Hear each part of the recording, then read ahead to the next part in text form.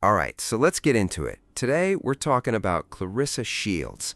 Today's focus is clearly on her because once again, she jumped on live. She just can't help it. Seriously, she really can't help it. She refuses to stay offline because she knows the second she disappears, people stop talking about it, right? And notice this, whenever she's not wrapped up in drama, she's not hitting headlines. She's not making any kind of news. Now, the first thing we need to break down is how Claressa is attaching herself to the praise Chrisean Rock is getting. So first off, shout out to Chrisean Rock. I actually watched your fight, y'all, and honestly, I'm happy for her. After everything she's been through to finally come out on top, it's a big moment.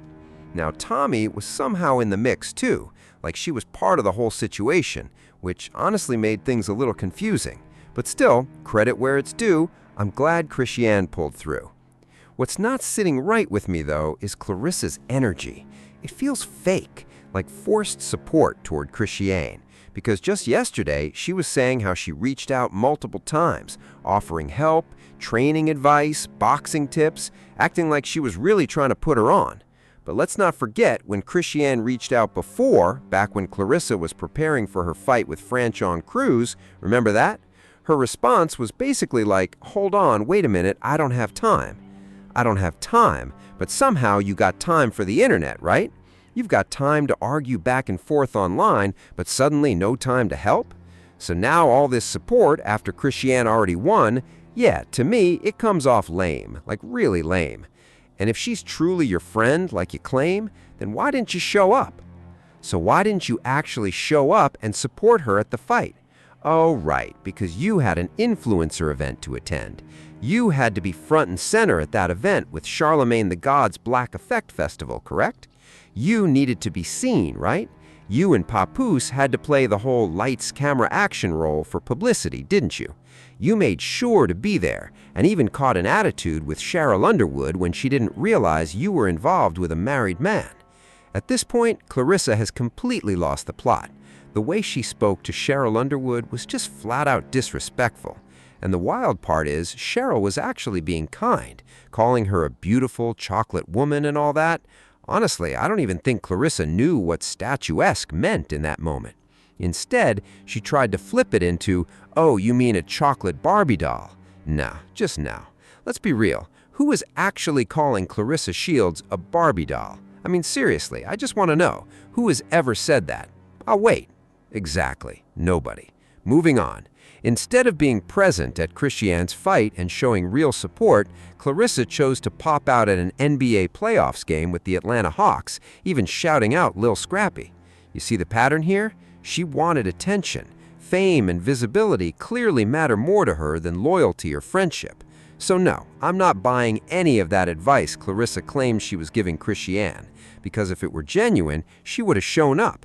Her fight ended back in February. Yes, the end of February. From then until this weekend, she had plenty of time to actually help Chrisean if she truly cared. You see what I'm saying? But instead, she was busy chasing a married man. She stayed going back and forth with people online, feeding into drama, so all that talk about friendship, boxing guidance, training support, is nothing but hot air. At the end of the day, Claressa is obsessed with being liked. She knew that posting all that would land her on the shade room and make it seem like, oh wow, look at this black woman uplifting another black woman. Unity, support, all that good stuff. But let's be honest, it's not real. Because if it were, she would have been there months ago when she actually had the time to show up for Chrisean if that's really her girl.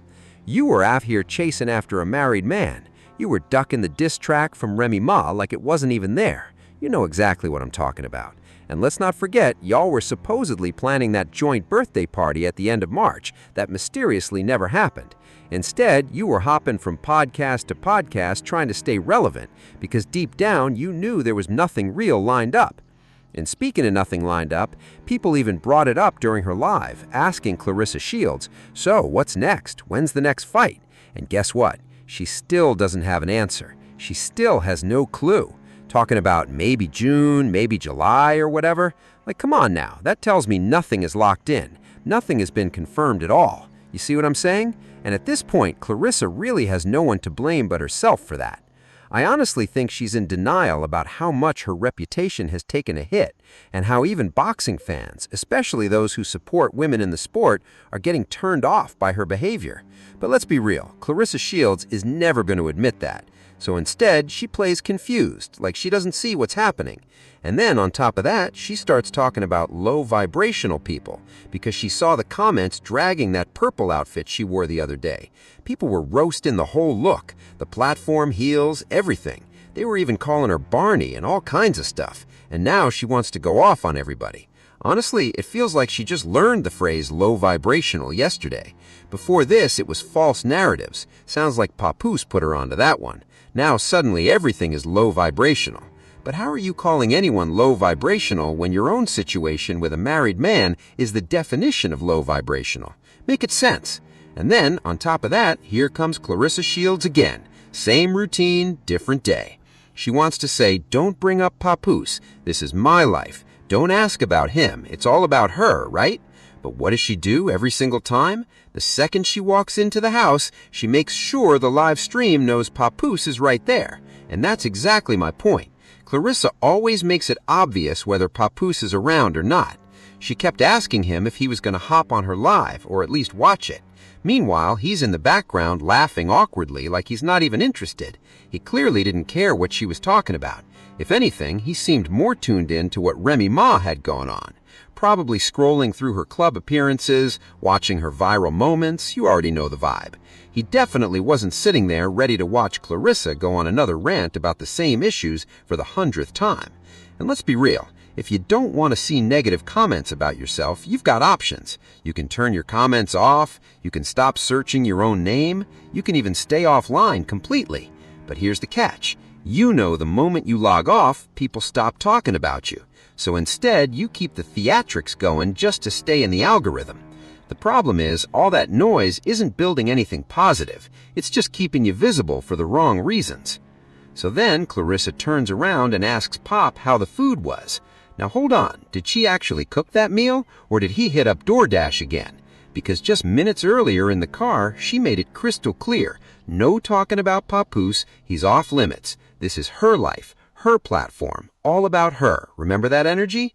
Ask about her, not about the married man she keeps putting on display. But the second she steps into the house, suddenly she's letting everybody know Papoose is there. And that's exactly the contradiction I'm talking about. Now she wants the audience to know he's doing an overnight stay, something that apparently hasn't happened in a long time. Like, wow, he finally managed to spend more than 24 hours in Atlanta after months. You see how this plays out? At this point, Claressa is clearly losing the plot. She gets triggered, emotional, defensive, same cycle over and over again. And eventually, accountability has to enter the chat, because she created this whole situation herself. She built this narrative of trying to look like a power couple with Papoose and be taken seriously. But instead of that image sticking, it backfired completely. Now all it's brought is criticism, call-outs, and rumors about other alleged women connected to him right alongside her. And now suddenly she wants to pivot. Now, keep that same energy. Stand in it, own it, all of it. The side chicks, the mess, everything. While he's still legally married to Remy Ma. Because at the end of the day, you don't have any real standing here. No legal rights, no medical authority, no power of attorney, nothing. That man is not treating you like someone serious. But let's be real, Claressa doesn't want to hear that. The moment you point out that Papoose is playing in her face, she doubles down and leans deeper into the chaos with him. And somehow we're supposed to make that sense. So at this point, all we can really do is sit back and watch how this unfolds. Because in the end, Claressa is going to do exactly what she wants to do.